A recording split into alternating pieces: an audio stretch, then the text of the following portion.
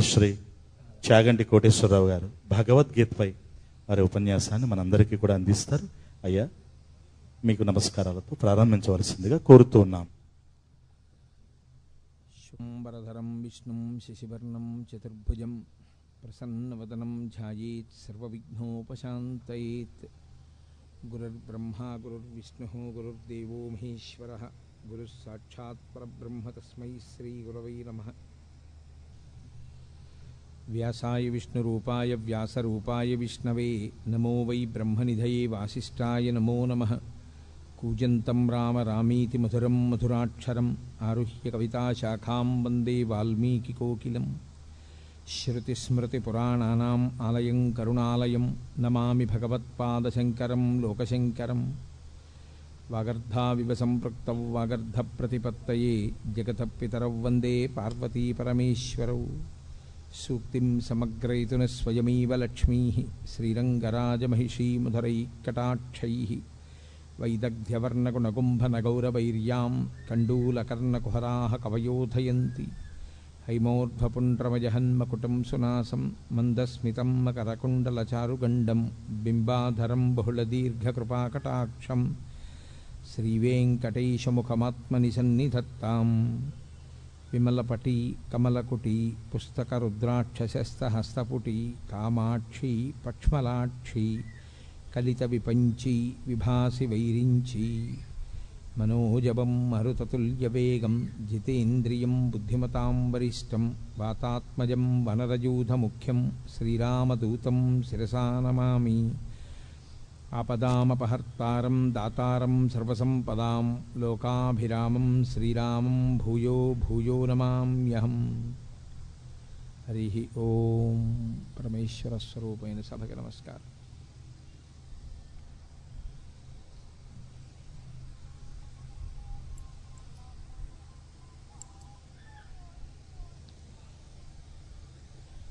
భగవద్గీత ఆధ్యాత్మిక సంపదకి సంబంధించినంత వరకు సనాతన ధర్మంలో అసలు భగవద్గీత పేరు వినని వాళ్ళు ఉండరు. తెల్లవారి లేస్తే ప్రత్యేకించి న్యాయస్థానాల్లో మనం నిజమే చెప్తున్నాము అన్నప్పుడు భగవద్గీత మీద ఒట్టు పెట్టించడం అన్నది ఒక స్థితి. అంటే దాని యొక్క వైభవానికి, దాని మీద సనాతన ధర్మంలో ఉండేటటువంటి వ్యక్తులకు ఉన్న విశ్వాసానికి, నమ్మకానికి అది ప్రతీకగా నిలబడుతుంది. ప్రస్థానత్రయంలో ఒకటి భగవద్గీత. సాక్షాత్తు కృష్ణ భగవానుడే కురుక్షేత్ర యుద్ధ భూమి యందు అర్జునునకు బోధించినటువంటి సమస్త ఉపనిషత్ సారాంశము. అన్ని ఉపనిషత్తుల యొక్క సారము భగవద్గీత యందే ఉన్నది. సాక్షాత్తు ఈశ్వరుడైనటువంటి కృష్ణుడే జగద్గురువుగా నిలబడి వసుదేవసుతం దేవం కంసచాణూరమర్దనం దేవకీ పరమానందం కృష్ణం వందే జగద్గురుం. జగద్గురువైనటువంటి కృష్ణుడు. జగద్గురువైనటువంటి కృష్ణుడు అంటే ఆయన జగత్తును ఉద్దేశించి చెప్పలేదుగా భగవద్గీత. మరి జగద్గురువు అని ఎందుకు కీర్తింపబడ్డాడు అంటే ఒక దేశము ఒక కాలమునకు కట్టుబడేది కాకుండా ఆయన చేసినటువంటి బోధ ఏదైతే ఉందో అది యుగములు దాటిపోయినా సరే తరించాలనుకునే వాళ్ళందరూ ఎక్కవలసినటువంటి సోపానములన్నింటినీ కృష్ణ పరమాత్మ గురువుగా కూర్చుని ఆ రోజు చేసినటువంటి బోధ అర్జునుణ్ణి మిషగా పెట్టుకుని చెప్పినప్పటికీ అది జగత్తులో ఉన్న ఎవ్వరికి, ఏ ప్రాంతంలో ఉన్నవారైనా, ఏ కాలమునందున్నవారైనా అన్వయించుకుని దాన్ని ఆదర్శంగా ఆచరణాత్మకంగా స్వీకరించిన వారందరూ భగవద్గీత వలన మోక్షప్రాప్తిని పొందగలరు కనుక ఆయన జగద్గురువుగా నిలబడ్డారు. తరువాతి కాలంలో వచ్చిన జగద్గురు శబ్దానికి అర్థం కూడా అదే. అందుకని కృష్ణం వందే జగద్గురుం అటువంటి మహానుభావుడు ఆ భగవద్గీతని బోధ చేసి ఉన్నారు. అయితే చిత్రమైనటువంటి విషయం, అర్జునుడితో కృష్ణ భగవానుడికి చాలా కాలం నుంచి సాన్నిహిత్యం ఉంది. కానీ ఆయన భగవద్గీత బోధ చెయ్యలేదు. కురుక్షేత్ర యుద్ధభూమి యందు మాత్రమే బోధ చేశారు. అసలు విచిత్రం ఏమిటంటే సనాతన ధర్మంలో అత్యంత ప్రముఖమైనటువంటివి ఏ ఉన్నాయో అవన్నీ కూడా కేవలం ఒక్క వ్యక్తికి మాత్రమే చెప్పబడ్డాయి. అనేక మందిని కూర్చోబెట్టి చెప్పినవి కావు. ఏవేవి చాలా గొప్పవని మనం అనుకుంటామో అవన్నీ ఒక్కరికే చెప్పారు. శ్రీరామాయణంలో సంక్షేప రామాయణాన్ని నారద మహర్షి వాల్మీకి ఒక్కరికే చెప్పారు. అలాగే ఆదిత్య హృదయాన్ని అగస్త్య మహర్షి రామచంద్రమూర్తికి ఒక్కరికే యుద్ధభూమిలో చెప్పారు. భాగవతాన్ని పరీక్షిత్తుకి ఒక్కడికే శుకబ్రహ్మ చెప్పారు. భగవద్గీతని కురుక్షేత్ర సంగ్రామ భూమి యందు అర్జునుడికి ఒక్కడికే కృష్ణ పరమాత్మ బోధ చేశారు. అది సరి అయినటువంటి సమయం ఆసన్నమైంది అనుకునేంత వరకు ఆయన బోధ చేయలేదు. ఇప్పుడు అర్జునుడు వినడానికి తగిన సమయాన్ని పొంది ఉన్నాడు అని ఆయన అనుకున్నప్పుడు మాత్రమే ఆ బోధ చేశారు. ఆ చేయబడినటువంటి బోధ ఏదో కాకతాళీయంగా 4 మాటలు చెప్పినట్లుగా ఉండదు. అసలు భగవద్గీత యొక్క ఆవిర్భావమే అంత గంభీరంగా ఉంటుంది. అసలు దాని ప్రారంభమే ఒక యోగంతో, అర్జున విషాద యోగంతో ప్రారంభమైంది. అటువంటి భగవద్గీతని గురించి పెద్దలు ఒక్క శ్లోకంలో దాని యొక్క గొప్పతనాన్నంతటినీ చెప్తారు. సర్వోపనిషదో గావః దోగ్ధా గోపాలనందన పార్థో వత్సః సుధీర్భోక్త దుగ్ధం గీతామృతం మహత్ అంటారు. అది సర్వోపనిషదో గావు. ఆవులు ఉపనిషత్తులు. ఉపనిషత్తులు ఆవులైతే ఉపనిషత్తులు ఉండేది వేదముల యొక్క చివర ఉంటాయి.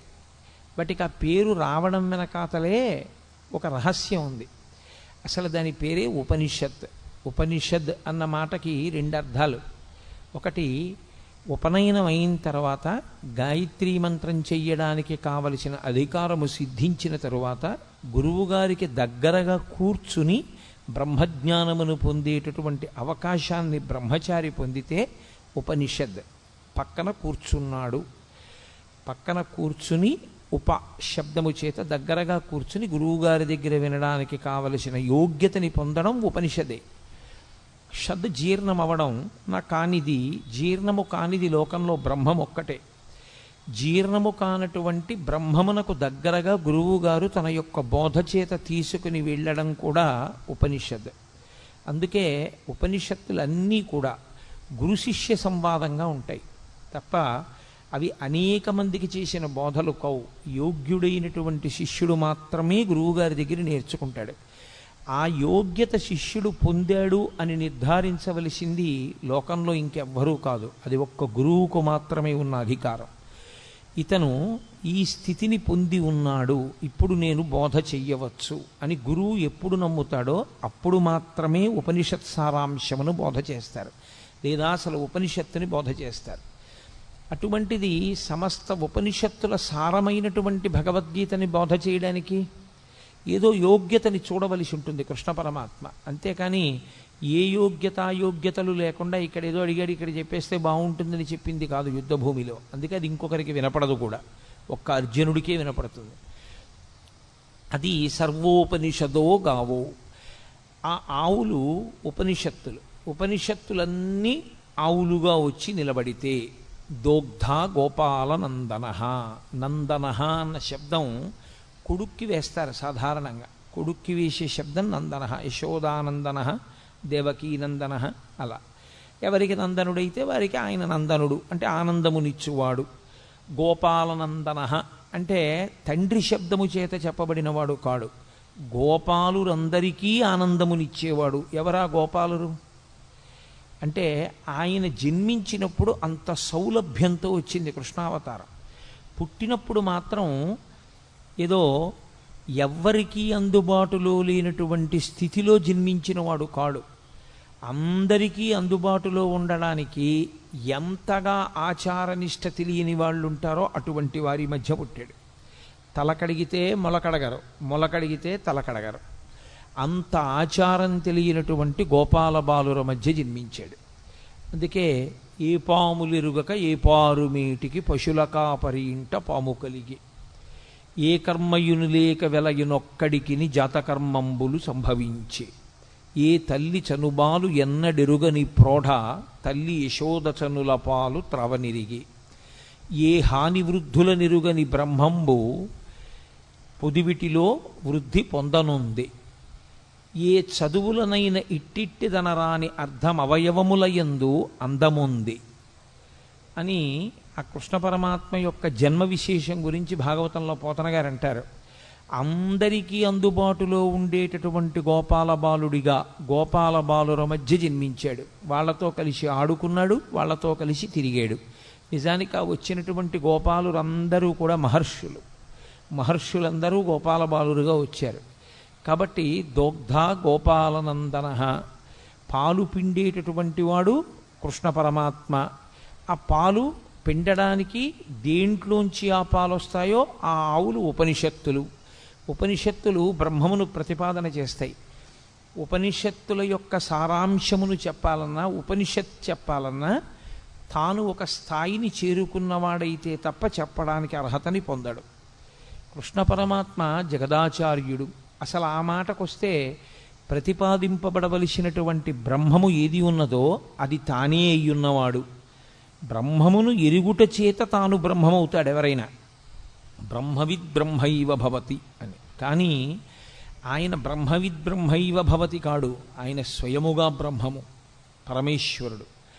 అటువంటి కృష్ణుడే ఆచార్యుడయ్యాడు. గురువుకి బ్రహ్మమునకు తేడా చెప్పడం సనాతన ధర్మంలో ఉండదు. గురుర్బ్రహ్మ గురుర్విష్ణు గురుర్దేవో మహేశ్వర గురు సాక్షాత్ పరబ్రహ్మ తస్మై శ్రీ గురవై నమః. అటువంటి గురువయ్యాడు. కాబట్టి సర్వోపనిషదోగావో దోగ్ధ గోపాలనందన.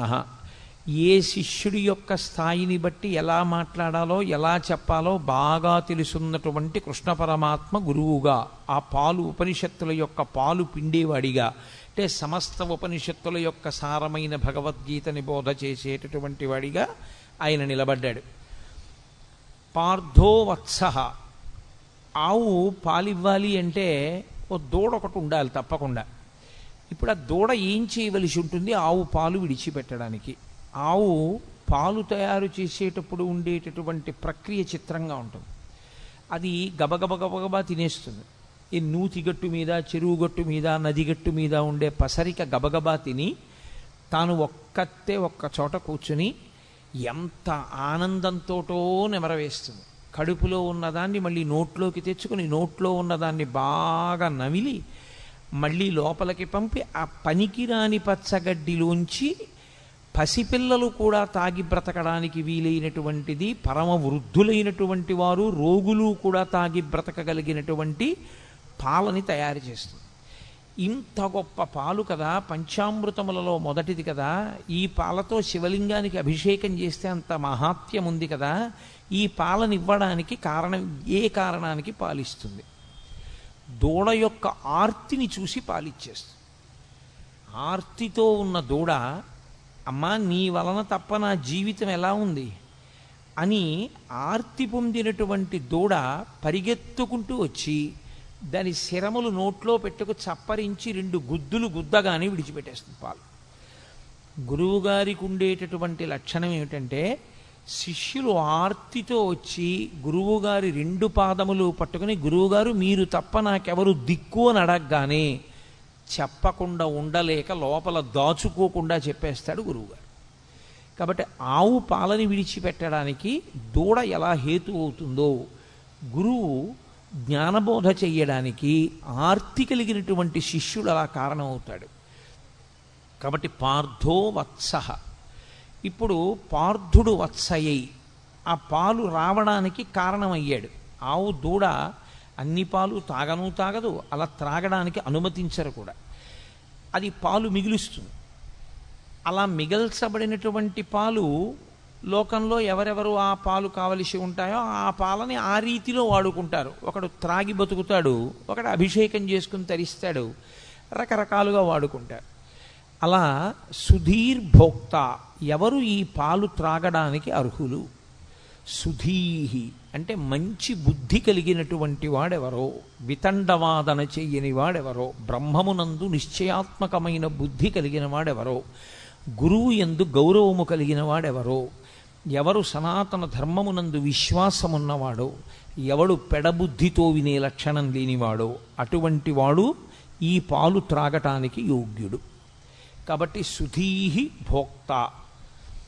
అటువంటి పాలని దుగ్ధం గీతామృతం మహత్, ఈ గీత అనబడేటటువంటి అమృతాన్ని త్రాగవచ్చు.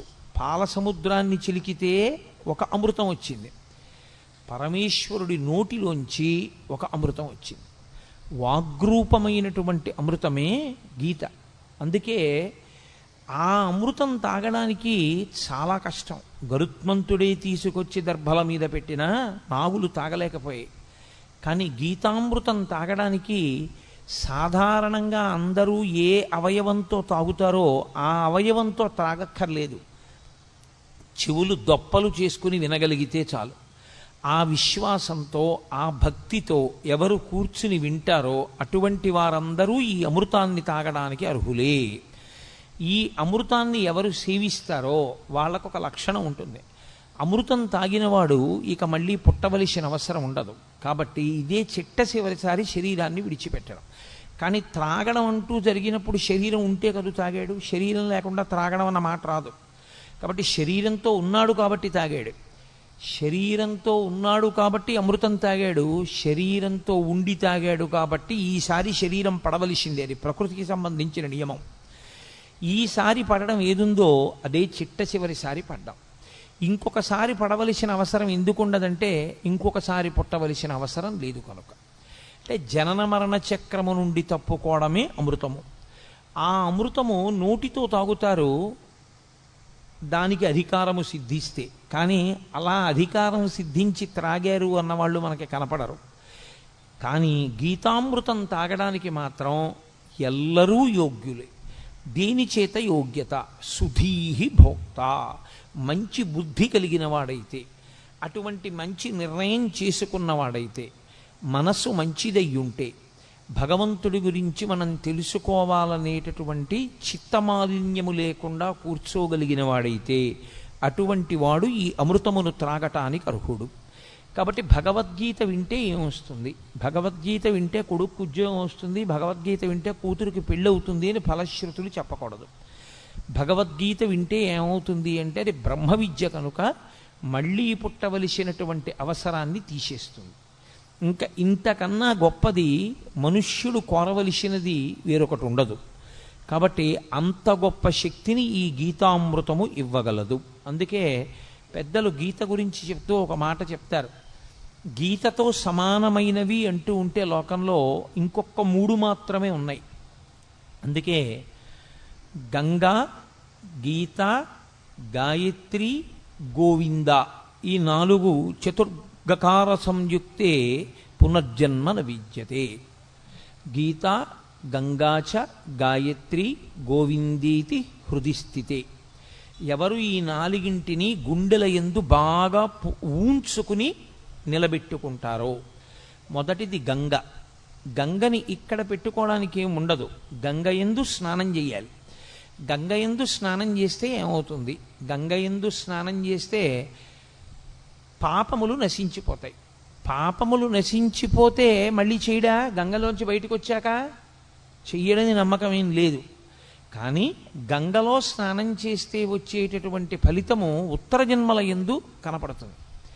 కానీ గీత అనబడేటటువంటి గంగని త్రాగినవాడు ఇప్పుడే ఇక్కడే మోక్షానికి అధికారాన్ని పొందుతాడు.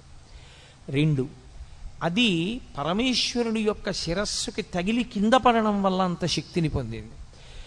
భవాంగపతితంతోయం పవిత్రమితి పస్పృశు అంటారు వాల్మీకి మహర్షి రామాయణంలో. గంగ హిమవంతుని పెద్ద కూతురిగా పరమేశ్వరుని యొక్క శరీరాన్ని తాకి హిమాలయ పర్వతాల మీద పడి తాను అనేక మార్గములలో ప్రవహించి త్రిపథగా అయింది కాబట్టి గంగకి శక్తి వచ్చింది. ఈ గంగ సాక్షాత్తుగా పరమేశ్వరుడి నోటిలోంచి ఆవిర్భవించినటువంటి ఈ గంగ ఎప్పుడో ఏ జన్మలోనో ఫలితం ఇచ్చేది కాదు. ఈ జన్మలో ఇప్పుడే ఇక్కడే ఫలితం ఇవ్వగలిగినది గీతామృతమనబడేటటువంటి గంగ. కాబట్టి నిజానికి గంగ కన్నా గీత ఒక పైమెట్టు మీదే నిలబడుతుంది. గీత, గంగాచ, గాయత్రి. గాయత్రి ఉపనయనము చేసుకోవడానికి అధికారమున్న వాళ్ళందరూ గాయత్రి మహామంత్రాన్ని చేస్తారు. గాయత్రి మహామంత్రం అంత గొప్ప మంత్రం ఇక లోకంలో లేదు. అది మంత్రములకన్నిటికీ తల్లి అని పేరు దానికి. అందులో అడిగేది ఒకటే, ప్రచోదయాత్, మా బుద్ధులు ప్రేరేపింపబడుగాక ప్రేరేపింపబడుగాక ప్రేరేపింపబడుగాక అని అడుగుతూ ఉంటారు త్రిసంధ్యల యందు. కాబట్టి ఆ గాయత్రి బుద్ధిని మరల్చి ఈశ్వరుని యందు పెట్టి తాను తరించేటటువంటి అవకాశాన్ని గాయత్రీ మాత ఇస్తుంది. గోవిందేతి, గోవిందుడు ఆ నామమే గొప్పది. ఎందుచేత అంటే భగవంతునికి మిగిలినటువంటి పేర్లు ఏ ఉన్నాయో అవన్నీ బిరుదునామాలుగా వచ్చాయి. గోవిందనామం ఒకరు బిరుదునామంగా ఇచ్చింది కాదు, పరమేశ్వరుడు కష్టపడి సంపాదించుకున్న నామం. 7 రాత్రులు 7 పగళ్ళు గోవర్ధనోద్ధరణాన్ని చేసి చిటికెన వీల మీద పర్వతాన్ని ఎత్తి పట్టుకుని అందరినీ కాపాడితే, ఆయన్ని నమ్మకుండా వెళ్ళిపోయిన వాళ్ళని కూడా ఆయన పిలిచి మరీ కాపాడాడు గోవిందనామంతో. అది గోవిందనామానికి ఉన్న గొప్పతనం. అంత సౌలభ్యంలో ఉన్న అవతారం. అందుకే గోవింద అంటే ఈశ్వరుడు ఉలిక్కి పడతాట. కారణం ఏమిటంటే నేను ఆ నామాన్ని సంపాదించుకున్నది నేనే కష్టపడి 7 రాత్రులు 7 పవళ్ళు పర్వతాన్ని ఎత్తి పట్టుకుని నన్ను నమ్మకుండా పక్కకి వెళ్ళిపోయినటువంటి వాళ్ళని కూడా పిలిచి, బాలుండీతడు కొండదొడ్డది మహాభారంబు సైరింపగా దాలండో ఎనిదీని కింద నిలువంచింతింపగా బోలది శైలాంబోనిధి జంతు సంయుత ధరాచక్రంబుపై పడ్డ నాకేలల్లాడదు బంధులార నిలుడి క్రిందన్ ప్రమోదంబునన్ అంటాడు. మీరు బెంగపెట్టుకోకండి, ఈ కొండ కింద పడదు. సమస్త బ్రహ్మాండం వచ్చి కొండ మీద పడిపోయినా కొండ కింద పడకుండా పట్టుకుంటాను. కాబట్టి రండి రండి అని నమ్మకం లేని వాళ్ళని కూడా పిలిచి కొండ కింద నిలబెట్టి 7 రాత్రులు 7 పగళ్ళు మనుష్యులను ఆవులను దూడలను కాసినటువంటి కారణం చేత, కాపాడిన కారణం చేత పరమేశ్వరుడు సంపాదించుకున్నటువంటి నామము గోవిందనామము కాదు. గోవింద అంటే భూమిని కాపాడేవాడు, గోవింద అంటే వాక్కులకు అధిపతి అయినవాడు, గోవింద అంటే వాక్కును విస్తరించగలిగినటువంటి వాడు. వింద అన్న శబ్దానికి అర్థం తంతువుగా సాగడం. దూది పట్టుకుని ఇలా ఇలా ఇలా ఇలా ఇలా ఇలా తంతువు కింద తంతువులందు చేలమ విధంబున ఏ పరమేశుమూర్తి ఎందింతయు ఒప్పు భంగి అంటారు పోతన గారు. పెద్ద పెద్ద దారాల కింద ఒక కండిలోంచి వెడితే దాన్ని తంతు అంటారు. తంతువు కింద విస్తరిల్లి లోపల పరబ్రహ్మము శబ్దము చేత ఆవిష్కరింపబడితే గోవింద అంటారు. అంతర్బహిశ్చ తత్సర్వం వ్యాప్య నారాయణ స్థిత. నామరూపాత్మకంగా కనపడేటటువంటి జగత్తు కాదని దాని లోపల జీవుడిగా ఉన్నటువంటి బ్రహ్మం ఎవరున్నారో వాడిని గుర్తించడానికి నామరూపాలని ఆధారం చేసుకుని విశ్వమునందు విశ్వనాథుణ్ణి చూడగలిగినటువంటి ప్రజ్ఞాపాఠవములు పెరగగలిగిన స్థితికి గోవింద అని పేరు. కాబట్టి ఆ గోవిందేతి హృదిస్థితే, ఎవరు ఈ 4గింటిని గుండెలలో పెట్టుకుంటారో అంటే సంతతము ఈ 4గింటిని స్మరణ చేస్తూ ఉంటారో అటువంటి వారందరూ కూడా పునర్జన్మ న విద్యతే, ఇక వాళ్ళు మళ్ళీ వేరొక శరీరాన్ని పొందవలసినటువంటి అవసరము ఉండదు. వాళ్ళు ఈ శరీరమే ఆఖరిసారి పడిపోవడం తప్ప వేరొకసారి శరీరము పడవలసిన అవసరం ఉండదంటే అసలు పుట్టనే పుట్టరు. అంత గొప్పవి ఈ 4. అంత గొప్పవైనటువంటి 4లో ఒకటి గీత.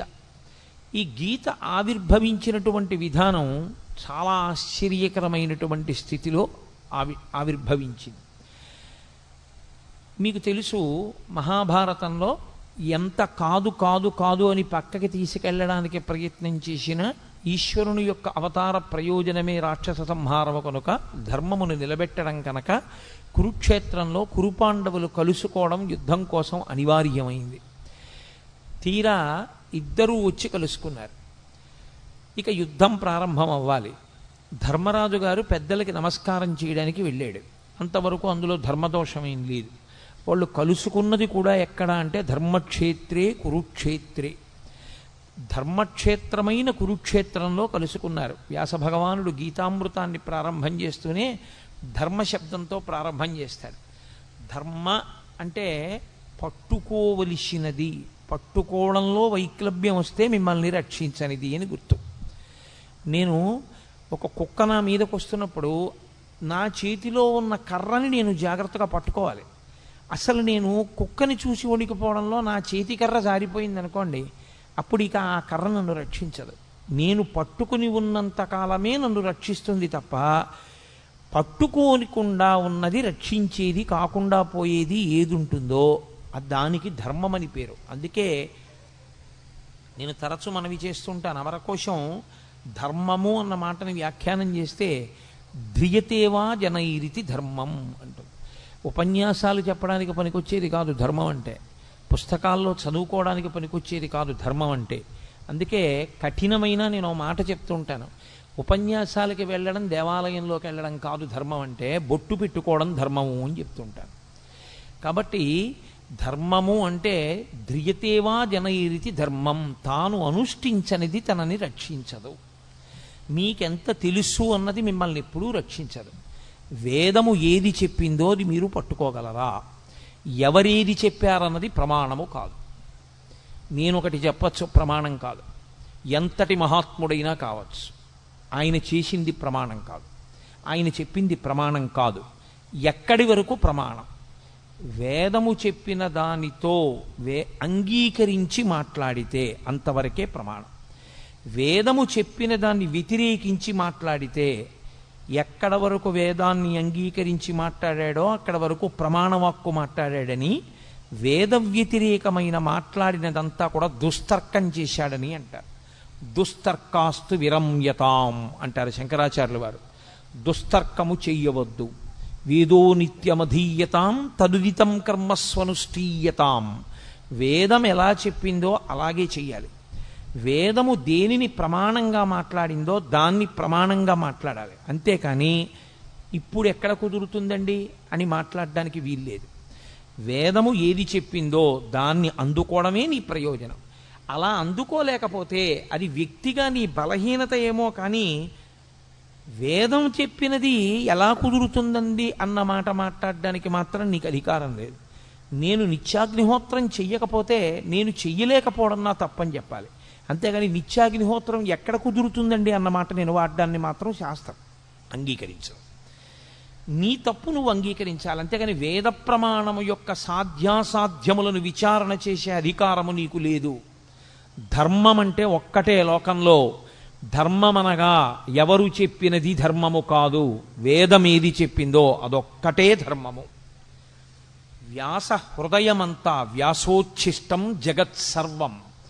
వ్యాసుడి యొక్క ఎంగిలి ఈ లోకంలో వచ్చిన వాంగ్మయం అంతా, వ్యాసుని యొక్క హృదయమంతా ధర్మమే.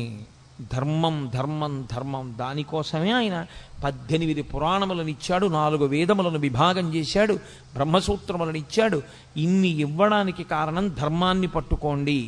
ధర్మం ఒక్కటే మిమ్మల్ని రక్షిస్తుంది.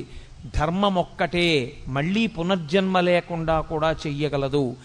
ఎవడు ధర్మాన్ని పట్టుకోబోయి ధర్మం పట్టుకున్నాననుకుని అధర్మాన్ని పట్టుకుంటున్నాడో వాడికి ధర్మము యొక్క ఫలితము పొందలేడు. అది కుదిరేటటువంటి విషయం కాదు. పైకి తాను ధర్మం పట్టుకున్నానని అనుకుంటున్నాడు, కానీ తాను పట్టుకున్నది ధర్మము కాదు. స్వధర్మో నిధనం శ్రేయ పరధర్మో భయావహ. తనకి కాని ధర్మం పట్టుకున్నవాడు తాను తరించలేడు. కాబట్టి ధర్మమే ప్రాతిపదిక. అందుకే ప్రారంభమే మంగళవాచకంగా దీన్ని తీసుకున్నారు వ్యాసుల వారంటే, ధర్మశబ్దాన్ని తీసుకున్నారు. ధర్మక్షేత్రే కురుక్షేత్రే. కురుక్షేత్రమైనటువంటి ధర్మక్షేత్రంలో ఆ కురుపాండవులు ఇద్దరూ కూడా కలుసుకున్నారు. ఇక యుద్ధం ప్రారంభం అవ్వాలి. ఎవరి ధర్మం వారిది. లోకంలో ధర్మరాజు గారు ఎదురుగుండా కనపడినటువంటి పెద్దవాడు, వంశకర్త, మహానుభావుడు భీష్ముడు. భీష్మ ద్రోణాది మహాపురుషులకు నమస్కారం చేయడం కోసమని ధర్మరాజు గారు వెళ్ళారు. అర్జునుడు ఇరుపక్షముల మధ్యలో నిలబెట్టబడినటువంటి రథంలో నిలబడి ఉన్నాడు. కృష్ణ భగవానుడు అన్నాడు, అర్జున చూడొక్కసారి ఇరుపక్షములలో మొహరించిన సైన్యాన్ని చూడు.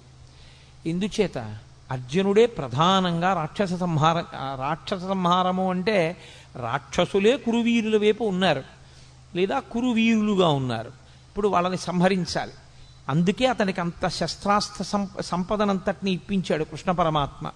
చూడవయా, ఒక్కసారి వాళ్ళతో యుద్ధం చేయాలి నువ్వు. అడుగో భీష్ముడు, అడుగో ద్రోణుడు, అడుగో కృపుడు, అడుగో శల్యుడు, అడుగో అశ్వత్థామ, అడుగో దుర్యోధనుడు, వరుసగా అందరినీ చూపించాడు. నిలబడినవాడు నిలబడినట్టు వెంటనే అర్జునుడు ఒక మాట అన్నాడు. అందుకనది అర్జున విషాద యోగమైంది. నకాంక్షే విజయం కృష్ణ నచ రాజ్యం సుఖానిచ కిం నో రాజ్యేన గోవింద కిం భోగైర్జీవితేనవా. ఈ శ్లోకాలు అర్థం చేసుకోవడంలో వచ్చినటువంటి వైక్లభ్యంతో అక్కర్లేని వ్యాఖ్యానాలు చేస్తున్న వాళ్ళు ఉన్నారు లోకంలో. ఆయనకి కూడని ధర్మాన్ని ఆయన మాట్లాడాడు. ఆయన అన్నాడు, నా కాంక్షే విజయం కృష్ణ. ఏమొస్తుంది ఇప్పుడు వీళ్ళందరినీ చంపేస్తే? విజయం వస్తుంది. విజయం వస్తే ఏమొస్తుంది? రాజ్యం వస్తుంది. రాజ్యం వస్తే ఏమొస్తుంది? ధర్మరాజు గారు సింహాసనం మీద కూర్చుని పరిపాలన చేస్తాడు. కానీ ఏమైపోతుంది? నా గురువు మరణిస్తాడు, మా తాతగారు మరణిస్తారు, నా అన్నదమ్ములు మరణిస్తారు, నా బంధువులందరూ చచ్చిపోతారు. ఇంతమంది చచ్చిపోయినటువంటి నెత్తుటి కూడు మిగులుతుంది. ఇప్పుడు ఈ నెత్తుటి కూడిని నేను తినవలసి వస్తుంది. మీరు చాలా జాగ్రత్తగా పట్టుకోవలసి ఉంటుంది భగవద్గీత ఆవిర్భావాన్ని. ఆయన వైరాగ్యమును పొందుతున్నాడు. చిచ్చి ఇవన్నీ ఏమిటంటున్నాడు? ఆయన ధర్మాన్ని మాట్లాడుతున్నాడు. వీళ్ళందరినీ చంపడం ఎందుకని? కానీ ఆ ధర్మంలో వైక్లభ్యం ఉంది, అది దిద్దాలి ఇప్పుడు కృష్ణ పరమాత్మ. వీళ్ళందరినీ చంపడం ఏమిటి? వీళ్ళందరినీ చంపేస్తే ఏమొస్తుంది? నాకేం మిగలదు. అందరినీ చంపేసిన వాడు అర్జునుడు అన్న పేరు వస్తుంది. ఇంతమందిని చంపేసి నేను రాజ్య పరిపాలన మొదలు పెడితే నిన్నటి వరకు నా కంటి ముందు ఉన్నటువంటి తాతలు, తండ్రులు, గురువులు, బంధువులు, స్నేహితులు ఇంతమంది మరణించిన తరువాత నేనొక్కడిని మిగిలితే నేను పొందేటటువంటి సంతోషం ఏమిటి? కాబట్టి నాకొద్దు ఈ ఈ యుద్ధము వద్దు, ఈ విజయము వద్దు, ఈ రాజ్యము వద్దు. ఇప్పుడు ఆయన ఎంత భయవిహ్వలుడైపోయాడంటే అంతటి మహావీరుడైనటువంటి అర్జునుడి చేతులు వణికిపోయాయి. వణికిపోవడంలో ఆయన చేతిలో ఉన్నటువంటి గాంధీవం జారి కింద పడిపోయాడు. కింద పడిపోతే తాను ఎలా నిలబడ్డాడో అలా నిలబడ్డవాడు నిలబడ్డట్టే నీరసం ఆవహించేసి చతికిల పడిపోయాడు. నీరసం ఆవహించి చతికిల పడిపోయాడు అంటే ఆయన శరీరంలో ఇప్పుడు ఏదో ఆరోగ్యపరమైన సమస్య తలెత్తలేదు. ఆయనకి శరీరంలో ఎంత ఆరోగ్యం ఉండాలో అంత ఆరోగ్యం ఉంది, ఎంత బలం ఉండాలో అంత బలము ఉంది. కానీ శరీరమునందుండవలసినటువంటి బలాన్ని, శరీరమునందు ఉన్నటువంటి ఆరోగ్యాన్ని ఏది పాడు చేసేసింది అంటే బలహీనపడిపోయినటువంటి మనస్సు పాడు చేసేసింది. ఇది చాలా గొప్ప విషయం. మీరు ఎంత బలవంతులు అన్నది కాదు, మీ మనస్సు ఎంత జవంతో ఉన్నది అన్నది ప్రధానం.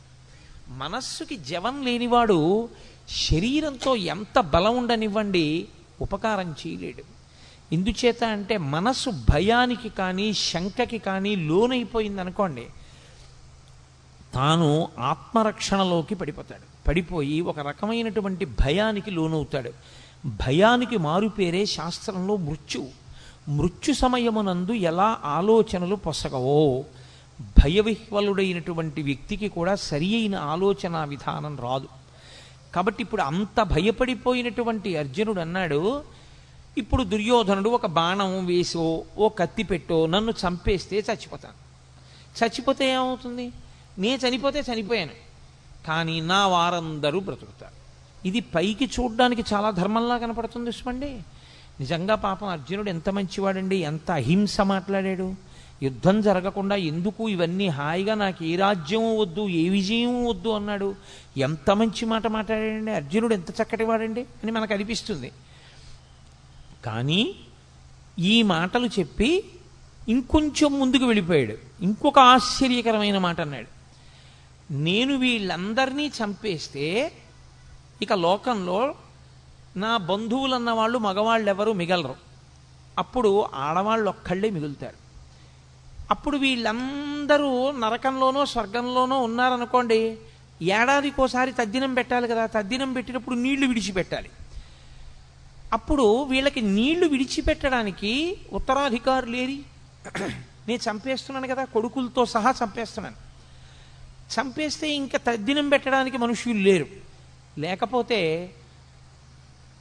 ఆ పితృదేవతలు ఎవరైతే ఉన్నారో పతంతి పితరో హ్యేషాం లుప్త పిండోదక క్రియా, వాళ్ళకి పిండ ఉదక క్రియలు ఉండవు.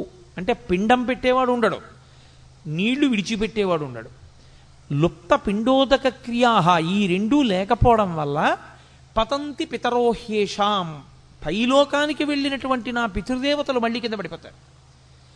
పైగా ఎప్పుడైతే పురుషుల యొక్క రక్షణ లేదో వీళ్ళందరూ మరణిస్తే వీళ్ళ భార్యలందరినీ పరజాతుల వాళ్ళు వచ్చి భార్యలుగా స్వీకరిస్తారు. ఇప్పుడు వాళ్ళ వలన సంతానం వీళ్ళకి కలుగుతుంది. క్షేత్రములు మిగిలిపోయి బీజములు లేవు. కాబట్టి ఇప్పుడు కుల సంకరం ఏర్పడుతుంది, వర్ణ సంకరం ఏర్పడుతుంది, జాతులన్నీ కూడా కలగాపలగం అయిపోతాయి. ఇటువంటి ఆధార్మికమైనటువంటి వ్యవస్థ ఏర్పడడానికి నేను యుద్ధం చేయడం అవుతుంది. కాబట్టి కృష్ణ, నేను యుద్ధం చెయ్య. మీకు ఇది పైకి చూడ్డానికి ఎలా ఉంటుందంటే, అయ్య బాబోయ్, అర్జునుడు ఎంత శక్తివంతంగా మాట్లాడాడు, ఎంత గొప్పగా మాట్లాడాడు మహానుభావుడు, ఎంత చక్కటి మాటలు మాట్లాడాడు. నిజంగా అర్జునుడు చెప్పిన మాట కృష్ణుడు విని అర్జునుడిని వెంటనే రథం ఇచ్చి వెనక్కి పంపించేసి ఉంటే, కురుక్షేత్ర సంగ్రామం జరగకపోతే అంత నెత్తురు వరదలై పారదుగా, అంతమంది చచ్చిపోరుగా, ప్రశాంతంగా ఉంటుందిగా. మరి ఎందుకు కృష్ణ పరమాత్మ అంతగా పట్టుపట్టి మరీ కురుక్షేత్ర యుద్ధం చేయించినట్టు, ఎందుకంత బోధ చేసినట్లు, ఆయన ఎందుకు మాట్లాడినట్లు? అర్జునుడు మాట్లాడిన దాంట్లో వచ్చిన నష్టం ఏమిటి ఆయన మాట్లాడిన తప్పు అని మనకు అనిపిస్తుంది. అర్జునునికి కలిగినటువంటి విషాదము యోగమైంది భగవద్గీతలో. అందుకే అర్జున విషాద యోగము అని పిలిచారు. యోగ అంటే భగవద్గీతలో కృష్ణ భగవానుడే చెప్పాడు, యోగ కర్మసు కౌశలం. కర్మసు కౌశలం అంటే చేయవలసినటువంటి పనిని కౌశలముతో, అంటే శాస్త్రవిహితముగా, ప్రతిఫలాపేక్షారహితముగా, కర్తవ్యతా బుద్ధితో చేసినటువంటి వాడెవడో వాడు కౌశలముతో చేసినవాడు. తాను చెయ్యవలసినది ఒకటి ఉంటుంది లోకంలో, శాస్త్రము చేత విధింపబడినది. శాస్త్రము ఏది చెయ్యాలని విధించిందో అది చెయ్యడమే తన యొక్క కర్తవ్యము. అలా కాకుండా నెత్తికొత్తుకున్నది ఏదుందో అది బాధ్యత. బాధ్యత కుంగ తీసేస్తుంది మనిషిని, కర్తవ్యం మెట్లెక్కిస్తుంది. కాబట్టి తాను చెయ్యవలసింది తాను చెయ్యాలి. క్షత్రియుడిని అంతఃపురాలు ఇచ్చారు, రాజభోగాలు ఇచ్చారు, పరిపాలన చెయ్యమని ఇచ్చారు. దేని కొరకు? క్షత్రియుడు మంచం మీద చచ్చిపోవడం అత్యంత హేయమైన విషయంగా చూసింది శాస్త్రం. ఆనాటికి ఉన్నటువంటి వ్యవస్థ అటువంటిది. ఆయన 10 మందిని రక్షించాలి. అందుకే తనకి వైరం ఉందా లేదా అనవసరం. తనకి వైరం ఉన్నా లేకపోయినా తాను మాత్రం అమాయకులను పీడించేటటువంటి వాళ్ళని నిగ్రహించడం కోసం యుద్ధభూమికి వెళ్ళి అలా అమాయకుల్ని పాడు చేసేటటువంటి వాళ్లతో చేసేటటువంటి యుద్ధంలో తాను శరీరం విడిచిపెట్టినా తాను స్వర్గానికి వెడతాడు తప్ప, తనకి అక్కర్లేని ధర్మం నెత్తి మీద వేసుకుని తన కర్తవ్యాన్ని తాను విస్మరిస్తే, తాను ప్రశాంతంగా శాంతి బోధ చేస్తూ తాను మరణిస్తే, లోకంలో ఉన్న వాళ్ళందరినీ బాధ పెడుతున్నటువంటి రాక్షస శక్తుల్ని దునుమాడవలసినటువంటి వాడు తన కర్తవ్యాన్ని తాను నిర్వర్తించకుండా అక్కరలేని కర్తవ్యాన్ని తెచ్చి తన నెత్తి మీద పెట్టుకుని ఆ కర్తవ్య నిర్వహణ చేత తాను శరీరం విడిచిపెడితే అటువంటి వాడు అధమలోకాలకు వెళ్ళిపోతాడు, అధమ ఉపాధుల్లోకి వెళ్ళిపోతాడు. కాబట్టి ఎవరు చెయ్యవలసినటువంటి కర్తవ్యాన్ని వాళ్ళు చెయ్యవలసి ఉంటుంది. ఇప్పుడు అర్జునుడికి వచ్చినటువంటి పెద్ద వైక్లభ్యం ఎక్కడొచ్చిందంటే, ధర్మము అన్నదాన్ని ఒకదాన్ని పట్టుకున్నాడు. చంపడం తప్పు, అందులో సందేహం లేదు.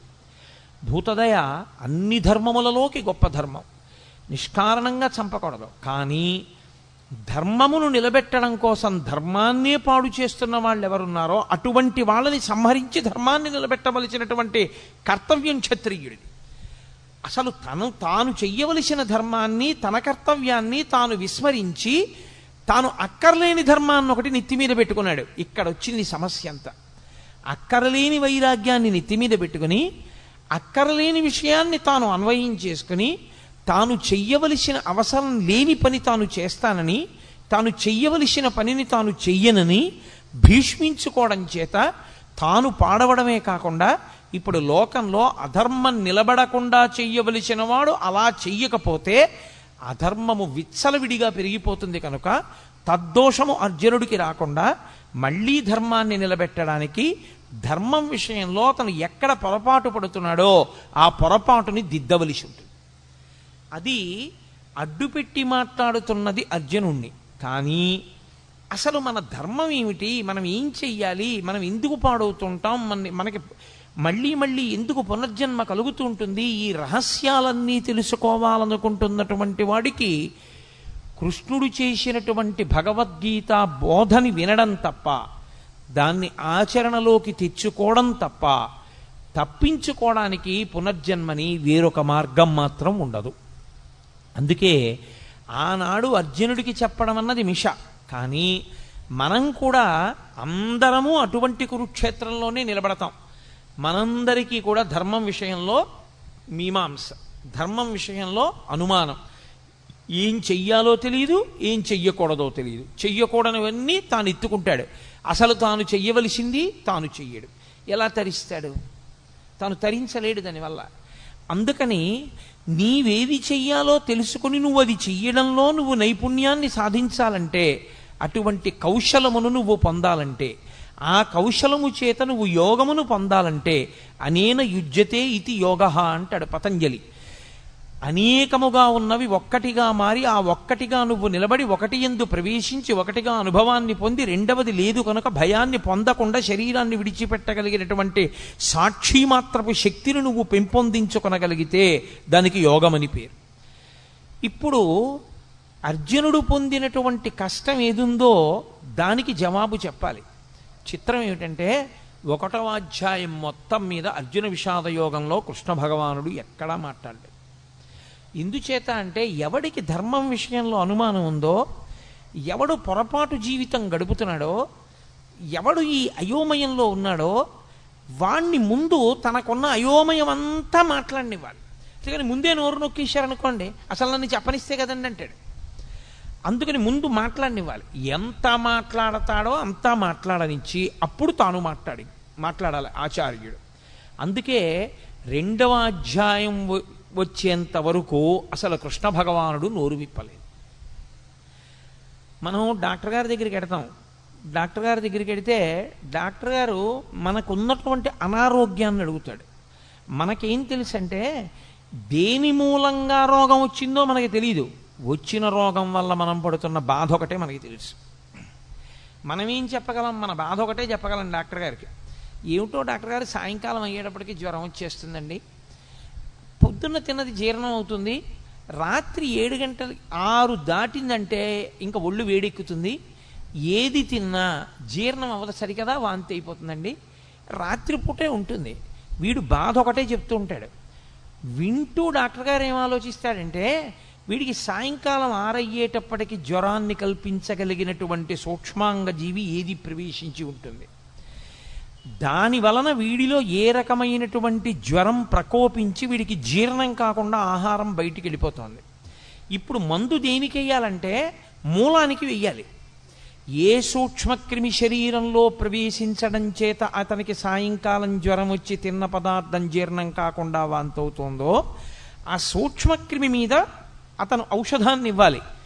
అంతేకాని వాంతి అయిపోకుండా ఏం చేయాలో లవంగమొగ్గ నవలాలో ఏలక్కాయ నవలాలో చెప్పడానికి అతని భార్య చాలు, పక్కింట్లో ఉన్నవాళ్లే చాలు, డాక్టర్ గారు అక్కర్లేదు దానికి. డాక్టర్ గారు చెప్పవలసింది మూలాన్ని ఛేదించాలి. అర్జునుడు మాట్లాడితే అర్జునుడు మాట్లాడిన మాటల వెనక ఛేదింపబడవలసినటువంటి మూలాల్ని కృష్ణ పరమాత్మ పట్టుకున్నాడు.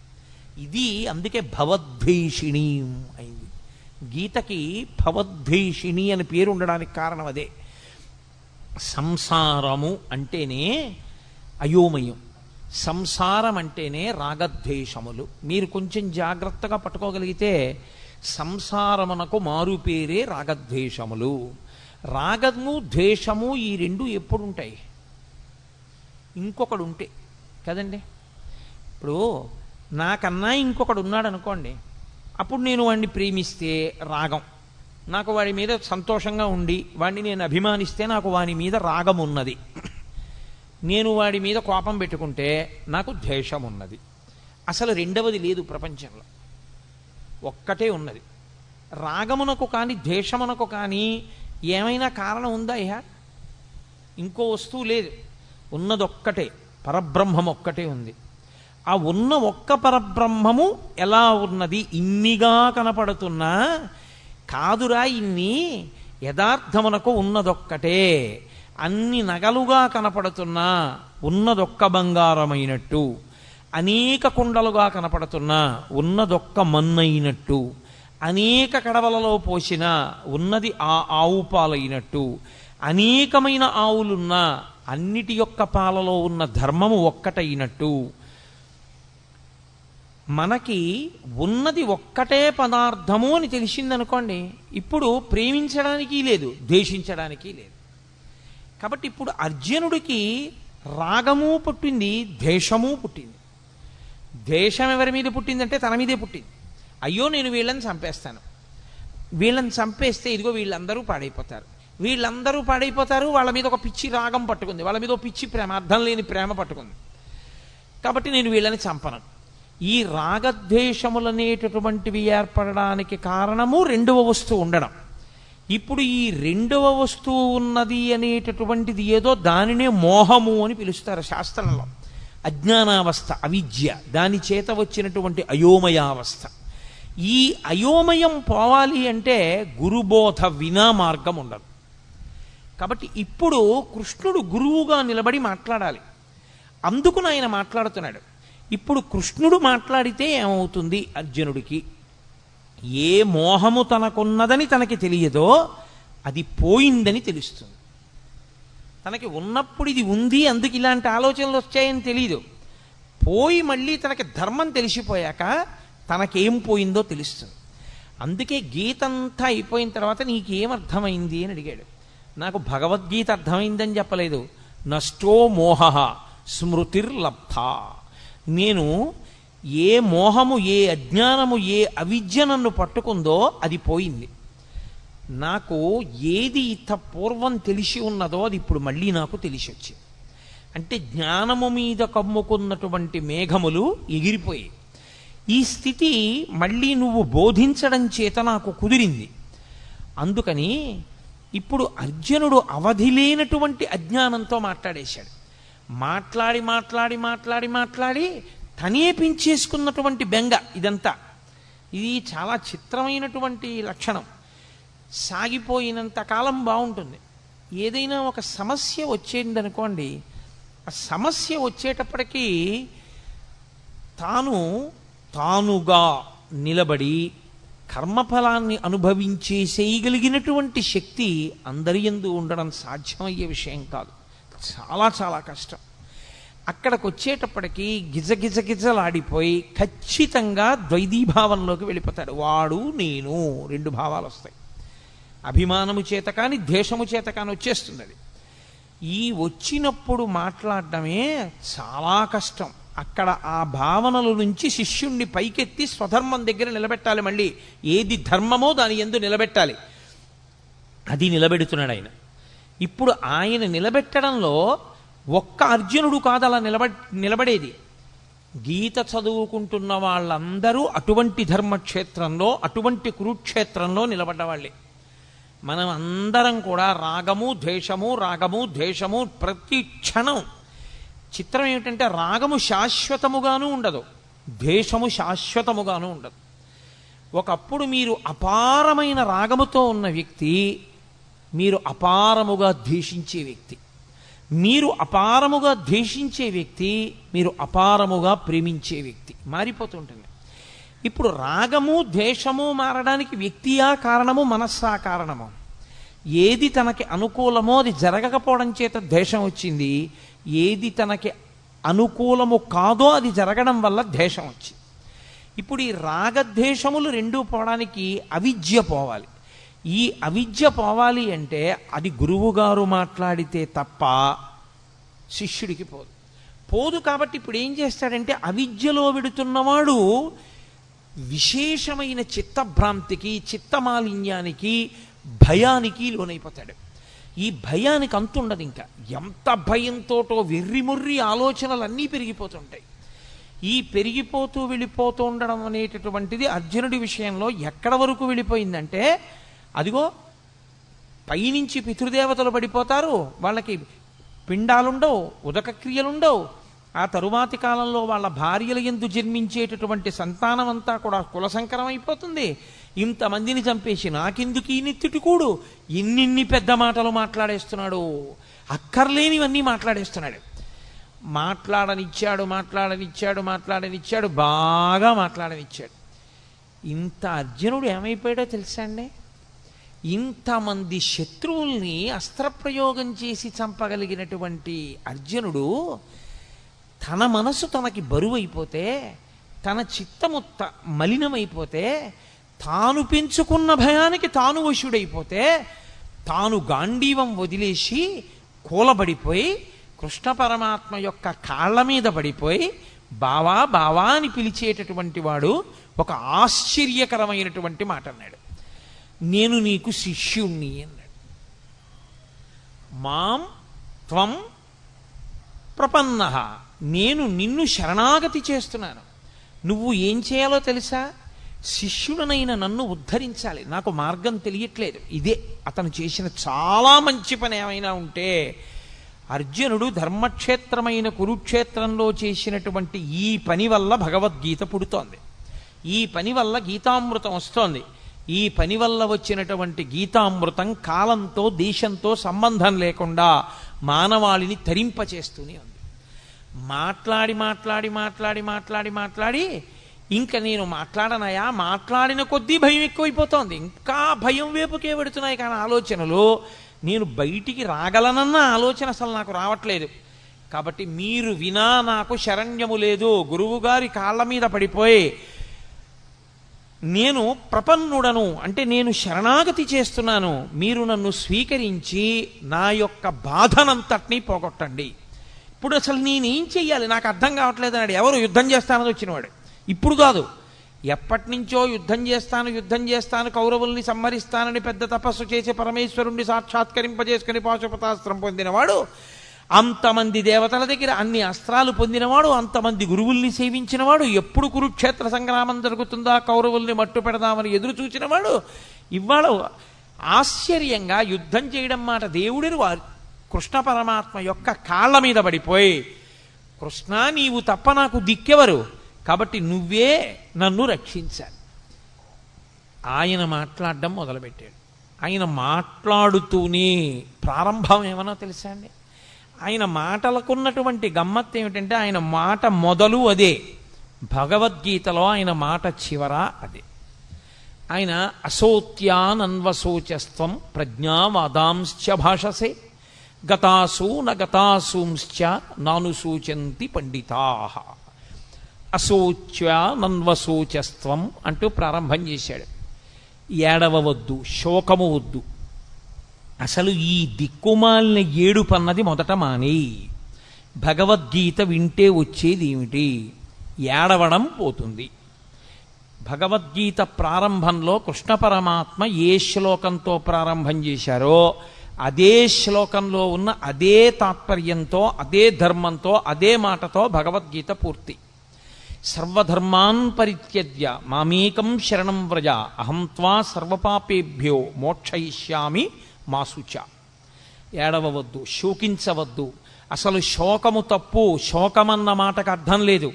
శోకించడానికి కారణము లేదు. దేనికి శోకిస్తావు? దేనికి ఏడుస్తున్నావు నువ్వు? అసలు నువ్వు ఏడవడానికి కారణం ఏమిటి? పైగా ఏడిచేటప్పుడు ఎలా మాట్లాడుతున్నావు? అశోచ్యానంద్వశోచస్తం ప్రజ్ఞావాదాంశ్చ భాషసే. వాత పెట్టి మాట్లాడాడు. ఒక గురువు ఎలా మాట్లాడాలో అలా మాట్లాడాడు. ప్రజ్ఞావాదాంశ్చ భాషసే. 4 పుస్తకాలు జరిగితే మాట్లాడడం అనుకుంటున్నావా? లేకపోతే ఏదో నీ బుద్ధికి తోచింది మాట్లాడడం అనుకుంటున్నావా? ఏడు పెద్ద పెద్ద మాటలు మాట్లాడుతున్నావు. ధర్మం అంటున్నావు, యుద్ధం చేయనంటున్నావు, నేను చంపేస్తానంటున్నావు, నేను చంపేస్తే వీళ్ళు చచ్చిపోతారంటున్నావు, పతంతి పితరో హ్యేషాం లుప్త పిండోదక క్రియా అంటున్నావు, ఉత్తరగతుల గురించి మాట్లాడుతున్నావు, కుల సంకరం గురించి మాట్లాడుతున్నావు. ఏమిటివన్నీ? నువ్వు మాట్లాడగలిగిన మాటలు అనుకుంటున్నావా? నీకు తెలిసి మాట్లాడుతున్నాను అనుకుంటున్నావా? వీటికి ఏడవవలసిన వాడివి నువ్వు అనుకుంటున్నావా? అసలు ఏడవవలసిన అవసరం ఒకటి ఉందనుకుంటున్నావా లోకంలో? అశోచ్యానన్వశోచస్త్వం ప్రజ్ఞావాదాంశ్చ భాషసే గతాసూ నగతాసూంశ్చ నానుసూచంచి పండితాః. అసలు పండితుడైన వాడు ఏడవడు. తీర్పిస్తూ ప్రారంభం చేశాడు ఆయన. ఎవడు ఏడవడు? పండితుడు ఏడవడు. పండితుడు అంటే 4 పుస్తకాలు చదువుకున్నవాడు, 3 శ్లోకాలు బట్టి పట్టినవాడు కాడు. పండాహ అంటే ఆత్మజ్ఞానమున్నవాడు. అందుకే పోతన గారికి సహజ పండితుడని పేరు. ఆయన మహానుభావుడు. అందుకే శ్రీకైవల్య పదంబు చేరుటకునై చింతించదన్ లోకరక్షయికారంభకు భక్తపాలన కళా సంరంభకున్ దానవోద్రేక స్తంభకు కేళిలోల విలస దృగ్జాల సంభూత నానా కంజాత భవాండ కుంభకు మహానందాంగనా ఢింబకున్నని చెప్పుకున్నాడు. శ్రీకైవల్య పదంబు చేరుటకునై పునరావృత్తిరహిత శాశ్వత శివ సాయుధ్య స్థితి కొరకు నేను భాగవతాన్ని ఆంధ్రీకరిస్తున్నానన్నాడు. కాబట్టి ఎవరు ఆత్మజ్ఞానము కలిగిన వారో వాళ్ళు అసలు ఏడవరు. ఏడవడానికి కారణం ఎందుకు? ఈ శరీరం పోతుందని ఏడుస్తున్నావా? మళ్ళీ వెంటనే శరీరం వస్తుంది ఇది పడిపోగానే. ఎంతోసేపు పట్టదు శరీరం రావడానికి. రవీంద్రనాథ్ ఠాగూర్ చెప్పినట్టు తల్లి ఒక స్తనం దగ్గర పిల్లవాడికి పాలిస్తున్నది, ఈ స్తనం నుంచి ఈ స్తనం దగ్గరికి పిల్లవాడిని మార్చుకోవడం ఎంతసేపు పడుతుందో, జీవుడు ఒక శరీరాన్ని విడిచిపెట్టి ఇంకొక శరీరాన్ని పొందడానికి అంతే సమయం పడుతుంది. అదేం పెద్ద విశేషం కాదు. ఈ శరీరం పోతే ఇంకో శరీరం వస్తుంది. నీ దృష్టిలో ఏమిటి చంపేయడం అంటే? వాళ్ళందరి శరీరాలు పోతాయి, వాళ్ళు కనపడరు. నీ బుర్ర ఈ శరీరం పోతే ఇంకో శరీరం వస్తుంది. ఏమిటి చచ్చిపోతుంది? కాబట్టి శరీరమునకు చావు లేదు. ఈ శరీరం పడిపోతోందేమో ఇంకో శరీరం వస్తోంది. శరీరమునందు పంచభూతములే. పంచభూతములు లేని శరీరం ఇంకోటి లేదు. పృథివీ ఆపస్తేజో వాయు ఆకాశములే ఉండాలి ఇందులో ఉన్న. కాబట్టి వాళ్ళు ఏ శరీరంలో కొన్నా పంచభూతాలతోనే ఉంటారు. కాబట్టి ఈ రాజులు లేని రోజు లేదు, ఉన్నారు. ఆత్మ ఉండదంటావా? ఎప్పుడు ఉన్నది ఆత్మ. మరి దేనికి ఏడుస్తున్నావు నువ్వు అసలు? నువ్వేమిటి పాండిత్యంతో పెద్ద ప్రజ్ఞావాదాంశ భాషసే? నేను చాలా గొప్పవాడిని మాట్లాడేస్తున్నావు. వీళ్ళందరూ చచ్చిపోతారంటున్నావు, నే చచ్చిపోతానంటున్నావు, వీళ్ళందరూ ఏమిటో పడిపోతారంటున్నావు. ఎవరు చచ్చిపోతారు? నేను మీతో మనవి చేశా, వైద్యుడు మూలానికి మందిచ్చినట్టు మూలానికి మందిస్తూ ప్రారంభం చేశాడు. అంత గంభీరంగా ఉంటుంది గురువుగారి కంఠం. అంటే గురువాణి అంటే సింహస్వప్నము.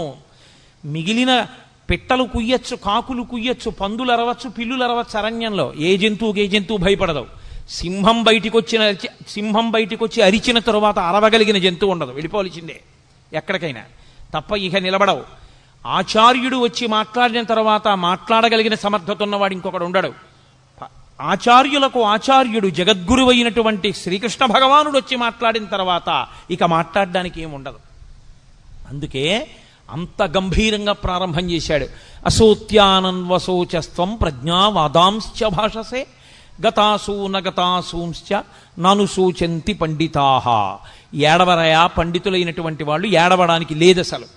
అశోచ్యానన్వశోచస్త్వం, ఏడవడానికి కారణము లేదని తెలుసుకో. అంటే నేను మీతో మనవి చేశా, ఎక్కడికి వెళ్ళాడు? రాగము ద్వేషము ఈ రెండో పదార్థం ఉంటేనే. అసలు రెండవ పదార్థము లేదు, ఉన్నది ఒకటే పదార్థమైనప్పుడు ఆ పదార్థములకు రాగము లేదు ద్వేషము లేదు. ఏడుపెందుకు నీకు? దేనికి ఏడుస్తున్నావు? ఏ కారణానికి ఏడుస్తున్నావు? ఉలిక్కి పడ్డాడు ఇంతర్జనుడు. అక్కడి నుంచి వెళ్ళిందండి భగవద్గీత.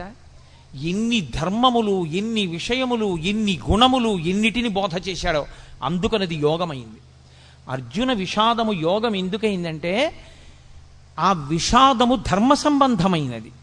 తనకి అక్కరలేని ధర్మాన్ని పట్టుకున్నా, అయ్యో నేను వీళ్ళని చంపకూడదు అన్న ఒక మాటతో ప్రారంభం చేశాడు. కానీ ఆ అర్జునుడు చంపడం ఎంత ధర్మమో అలా చంపకపోతే ధర్మం ఎందుకు నిలబడదు? ధర్మము యొక్క స్వరూపం అంటే ఎలా ఉంటుందో అంత అద్భుతంగా మాట్లాడాడు కృష్ణ పరమాత్మ.